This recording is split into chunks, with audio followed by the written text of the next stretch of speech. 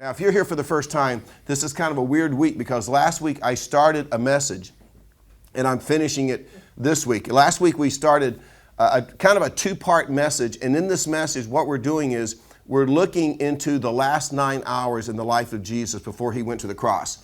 And what did he go through? And if you were here last week, and again, I can't review all of it, but it is on YouTube, our YouTube channel. You can go and listen to it. By the way, all of the videos from the lessons are on the app also. So if you want to watch one of them, just go to your app, pull it right up. If you miss a week, it'll be available there also. But last week we saw in the last 9 hours of Jesus' life, first of all, he was arrested, and we talked about what was involved in that. And then we saw that Jesus faced two trials. Contrary to popular belief, Jesus did not just face one trial before Pilate. He had to go through 6 different trials. 3 of them were Jewish. 3 of them were held by Rome. So by the time he finished the first 2, the first one was before Annas, and we found out that Annas was a former high priest, and he had a vendetta against Jesus, and he really wanted to see Jesus end up on the cross. So he went before Annas, and then he went before Caiaphas, who was the high priest at the time. But what I want you to understand, these are just the first 2 of 6 trials. And by the time Jesus finished the first 2 trials, he's already bruised, he's already bleeding, yet there still isn't any official verdict regarding his life. And it's because we pointed out last time, all of these trials were taking place about 1 to 2 a.m. in the morning. And by Jewish law, they couldn't take place under darkness. But these 2 trials, they took place under darkness, which means nothing was ever going to be recognized as official by the Romans until the Jews had had an official trial. Now that's where we pick it up this week. He's now left the house of Caiaphas. And if you have your Bible, Luke chapter 22. And what's interesting, now it's daytime. Luke 22 tells us now it's daytime. Mark chapter 15 verse 1 says that it's early in the morning. So if you're playing the timeline out in your mind, it's probably about 6 a.m.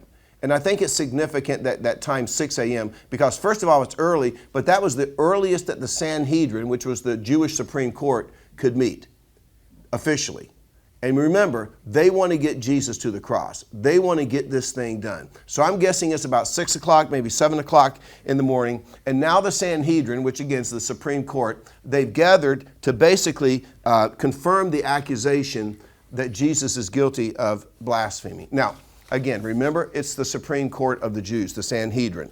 Whatever they declare becomes law. There is no appeal process. There is no higher court to appeal to. So when the Sanhedrin finally passes judgment on Jesus, from their minds, it's over. He's going to be crucified. So let's pick up the story. Luke chapter 22, verse 66.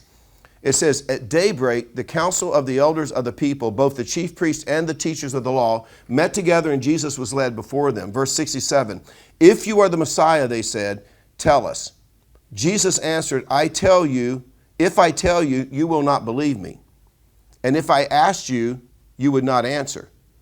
But from now on, the Son of Man will be seated at the right hand of the mighty God. Verse 70, they all shouted, are you then the Son of God? He replied, you say that I am. Then they said, why do we need any more testimony? We've heard it from his own lips. So at this moment, before the Sanhedrin, the Jewish Supreme Court, in their minds, Jesus is guilty. In their minds, the case is closed. I think probably aside from Nicodemus, and we know that Nicodemus was kind of a secret follower, I'm sure that aside from Nicodemus, they voted unanimously to take Jesus to Pilate. Now, I just want to remind you of something. The charge they had against Jesus was blasphemy. But they knew that the Romans could care less about blasphemy. They didn't care that there was some Jew walking around Judea claiming to be God, a God they didn't believe in anyway. So they decided to switch, if this was going to go anywhere before the Romans, to switch the accusation from blasphemy to treason. They said that Jesus was trying to overthrow the Roman government. That's the charge they're going to take to Pilate. And then it says in Luke 23, verse 1, then the whole assembly rose and they led him off to Pilate. So that's Luke 22. Now, if we go to the 4th trial, we have to turn over to John chapter 18. So if you want to click over there on your phone or if you have your Bible. But now we have to think in different terms. The first 3 trials that Jesus went through, they were Jewish, which means that their law was the Talmud. It was the Jewish law. Now we have to think in terms of the Roman criminal code of procedure. And there were 4 steps that had to be followed if this procedure in the Roman courts was going to be considered legal. And I'm going to walk you quickly through those 4 steps. But before I do that, let me say something about Pilate.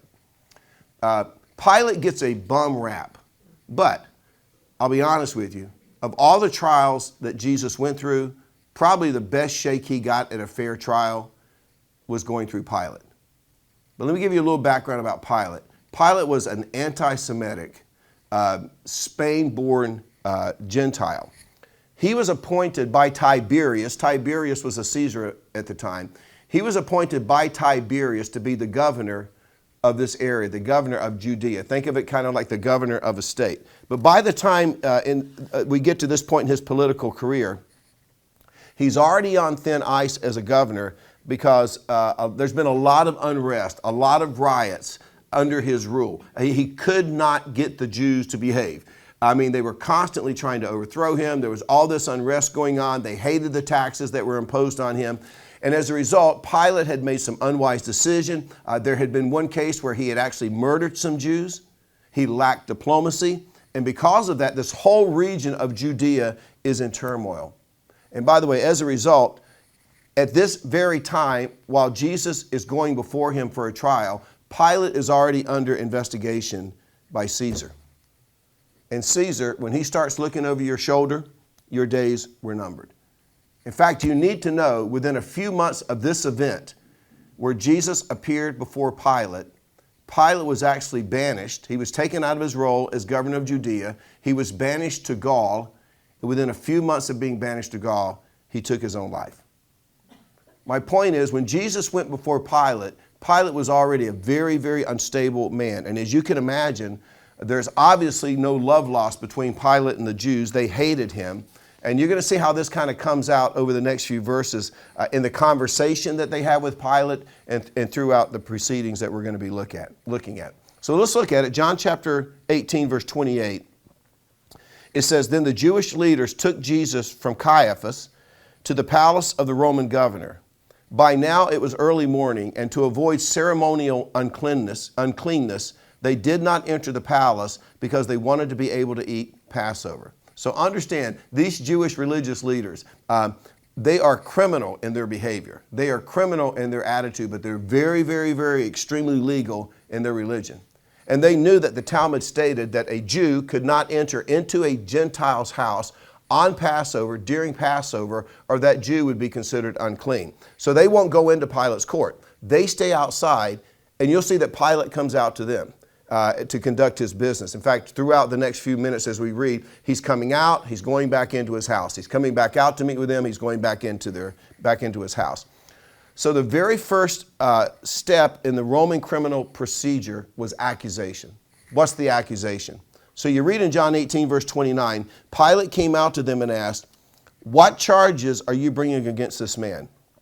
Now notice their response. The Jews responded, the religious leaders, "If he were not a criminal," they replied, "we would not have handed him over to you." Now understand, that's sarcasm.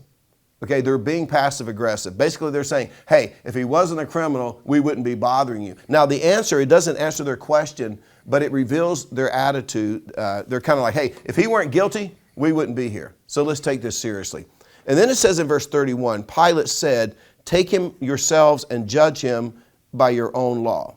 Now, that tells us that Pilate did not know that this was a capital criminal proceeding that was taking place. And so the Jewish leaders, they respond in verse 31, "We have no right to execute anyone." And we talked about this last time. The Jews are living under Roman authority, under Roman government. They could not execute someone. To execute to someone, they had to come up with the accusation, then go to the Roman court. And the minute that Pilate heard them say, "We have no right to execute," all of a sudden he knew everything changes now.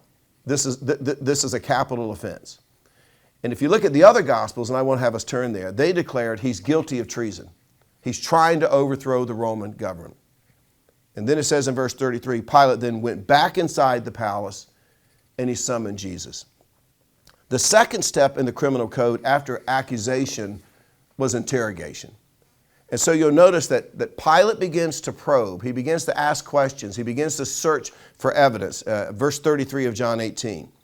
Pilate then went back inside the palace, summoned Jesus and asked him, "Are you the king of the Jews?" Verse 34, "Is that your own idea," Jesus asked, "or did others talk to you about me?"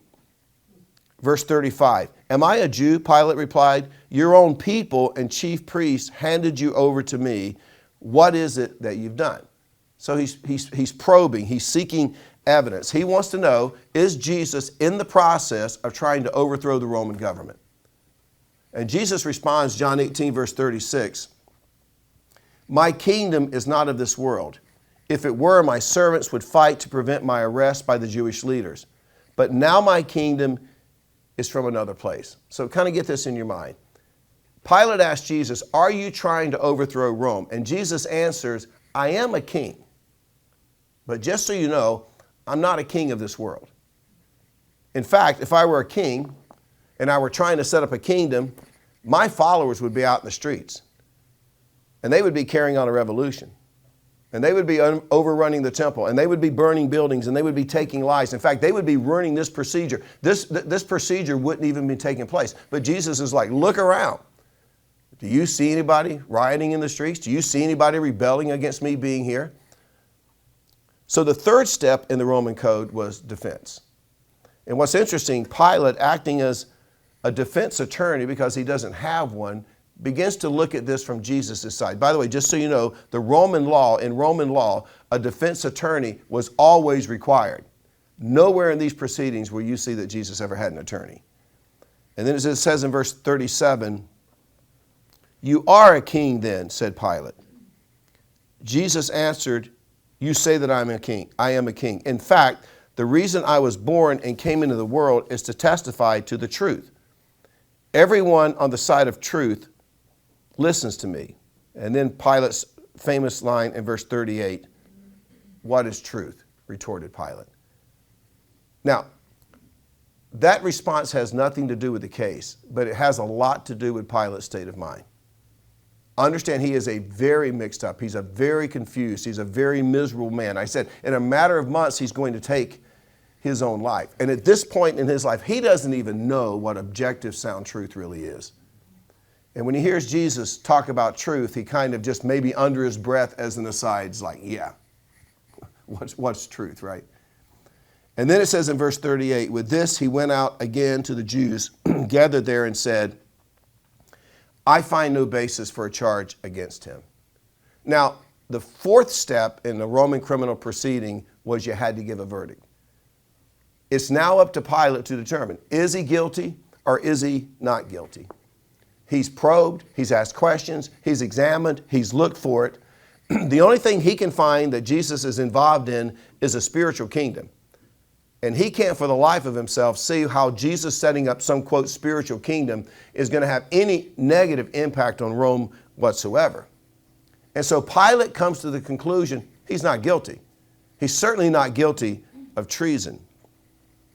Now, Luke is the only one that records the fifth trial. And it comes right on the heels of the fourth. And I want to show you why it took place. A very short trial. Luke chapter 23, verse 4, probably the shortest trial. "Then Pilate announced to the chief priests and the crowd, I find no basis for a charge against this man. But they insisted he stirs up the people all over Judea by his teaching. He started in Galilee and has come all the way here." And when Pilate hears the word Galilee, it's like a light bulb goes off. And all of a sudden he's got a great idea. Remember, he doesn't want to deal with this anyway. He doesn't want this case to start with.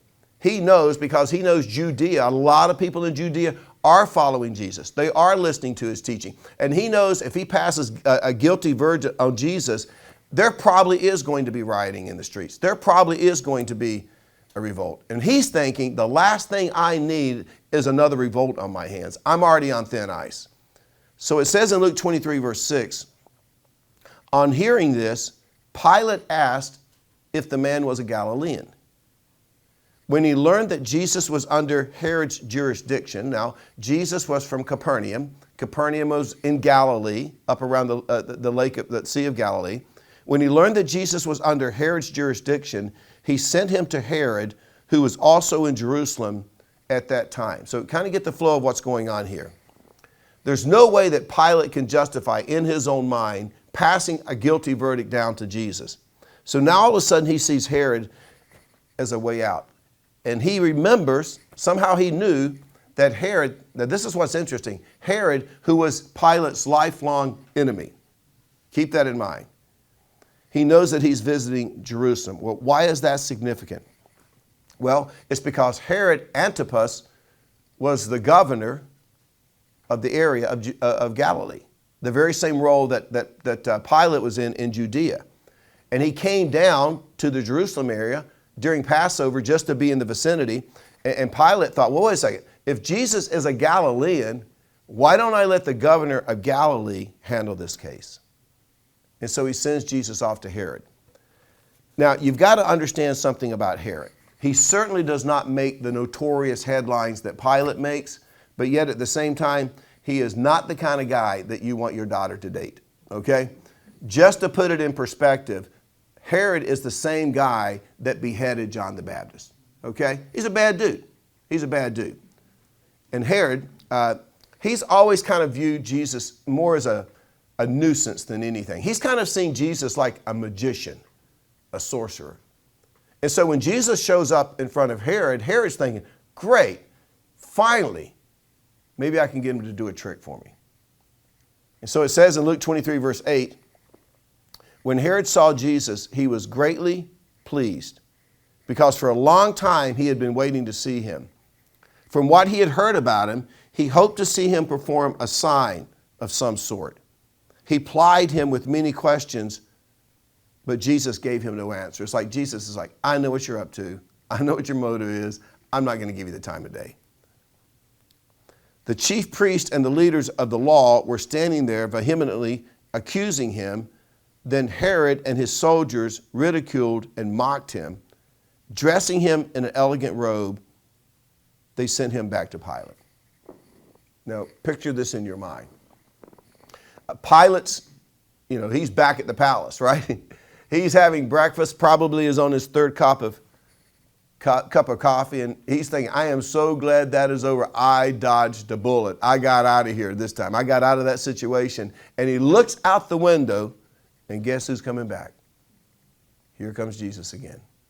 And he's still bound. Remember I said last week that from the time Jesus was arrested, his hands were bound behind his back through all 6 of these trials. Every blow he took, every abuse he took with his hands behind his back. So he sees him coming back, hands still bound behind his back, but this time he's robed as a king.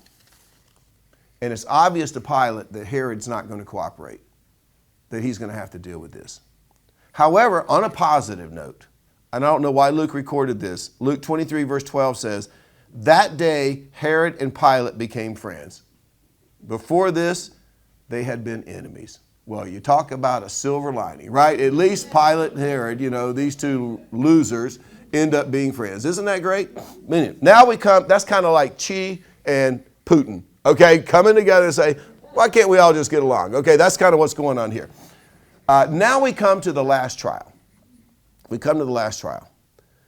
Now remember, Pilate doesn't want to declare Jesus guilty.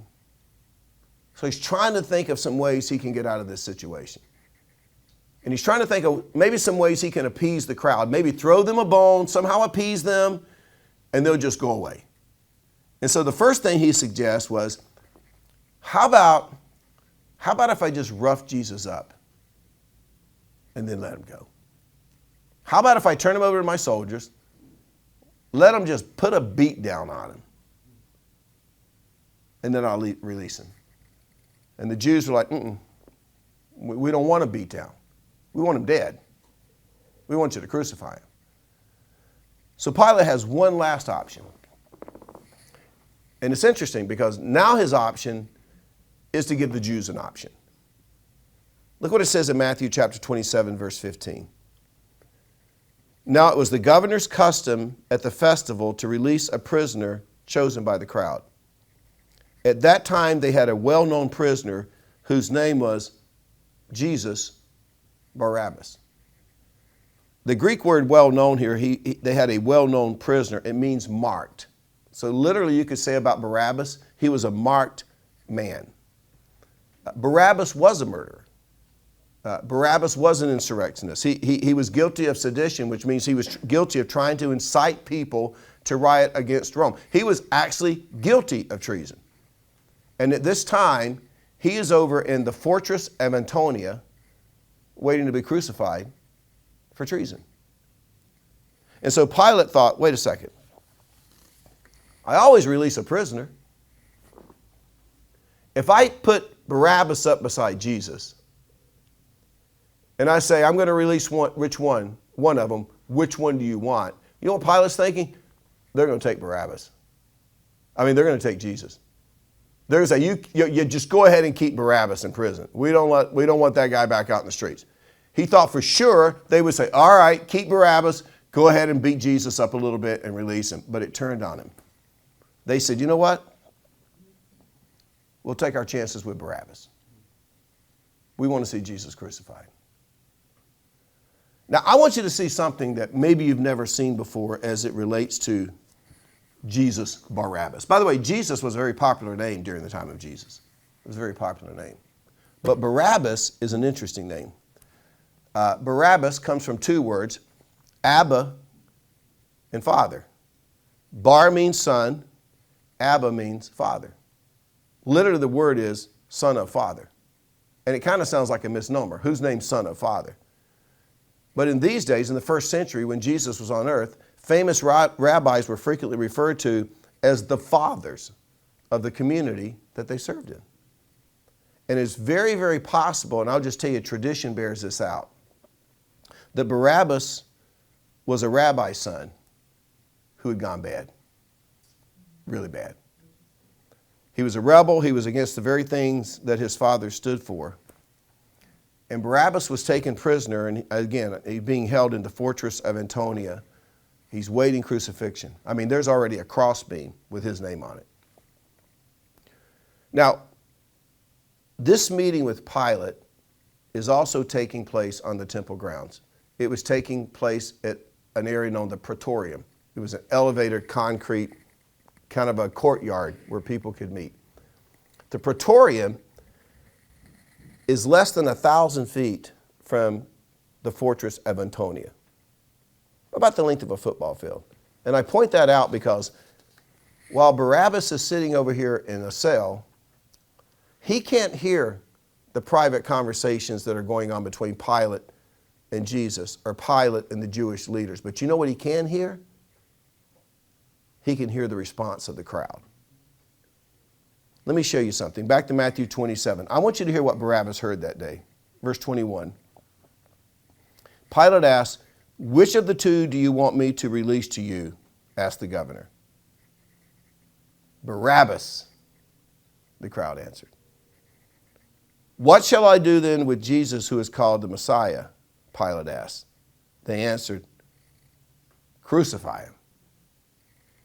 Why? What crime has he committed? Asked Pilate. But they shouted all the louder, crucify him. Now, Barabbas is over in this cell. Maybe he's half asleep, and he hears his name. And then after he hears his name, twice he hears the crowd say, crucify him. And then if that's not enough, it says in verse 25, all the people answered, his blood is on us and our children. That's what Barabbas heard. Barabbas, crucify him. Crucify him. His blood, put it on us. Put it on our children. And it's just my opinion, that no one can appreciate what happened that day like Barabbas. And it says in verse 26 of Matthew 27, then he released Barabbas to them. By the way, can you imagine that for Barabbas? Barabbas thinks, I'm done. I'm done. And maybe he hears the footprints of soldiers, the footsteps as they're making their way down the hallway toward his cell, and the jingling of the keys and the key in the lock.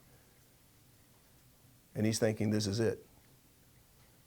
And they walk in and they say, you're free. And I'm sure Barabbas is like, why? Someone else is going to be using your cross today. Who? It's funny. He's also named Jesus. I can't find any record of it, but I have a feeling that Barabbas may have attended a crucifixion that day. Right? It says in verse 27, then the governor's soldiers took Jesus into the praetorium and gathered the whole company of soldiers around him. Verse 28, they stripped him, put a scarlet robe on him, and then twisted together a crown of thorns and set it on his head. They put a staff in his right hand. Then they knelt in front of him and mocked him, "Hail, King of the Jews," they cried. I won't take the time to turn there, but John tells us that Pilate asked, "Shall I crucify your king?" And this is how the Jews responded. "We have no king but Caesar." Pilate's chin must have dropped. To hear Jews say, "We have no king but Caesar." Jesus was then taken. The scourging process was beyond imagination. It was a stump that was about 2.5 feet high. Around the stump, the bottom of the stump, were 4 iron rings. The victim's hands were then tied to 2 of the rings. His ankles were tied to 2 of the rings, and he was scourged. They used what was known as a cat of 9 tails. It was a whip, a handle, 9 strands of leather. At the end of the leather were pieces of metal and glass, so that when the torturer would come down, we would wrap around the victim and jerk back to remove as much skin and to cause as much pain as possible. We're told that when Jesus almost passed out, they threw salt water on him to revive him. And I told you, to the Romans, this was known as halfway death. So by the time the victim got to the cross, Jesus was nailed to the cross. He was dropped into a hole. I'm sure his body shook and bones, joints separated. A crown of thorns was put on his head. And mercifully, it only lasted 6 hours. It only lasted 6 hours. But that was that time, as we said last week, when God put on Jesus the sins of all of us.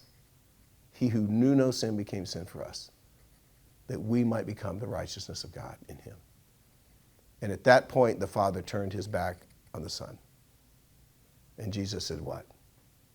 Why have you forsaken me? And then he gave up the ghost. The trials, the scourging, the crucifixion of Jesus, history. But maybe over these couple of weeks, you've been open to some insights maybe you weren't aware of before. And hopefully, maybe you will come away as we head into the Easter season, just a fresh, profound appreciation. I don't know what else to describe it, for what Jesus actually did on our behalf. And I'll just tell you, I am of the opinion that if Jesus were here today, it would only be a matter of time before the exact same thing would happen again. America is civilized and all. It is depraved. It is depraved. But it's our honor to serve the one who went to trial for us. He bore our sins in his body. We're going to take communion, and I am going to put on a song. And I'm going to just give everybody a chance to bow their heads. And I want you to think about a couple of things. One, I want you just to spend some time thanking God for the gift of his Son, Jesus Christ, that paid the price so that we could be restored back into a relationship with him. And then I want you to think, the song is Bring It All to the Table.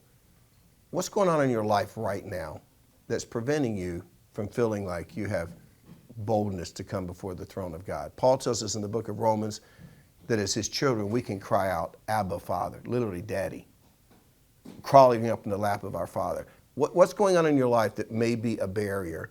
Because I do think that when we take the bread and the cup, one of the things we do is a time of confession. Like, God, what do I need to be cleansed of today before I take this?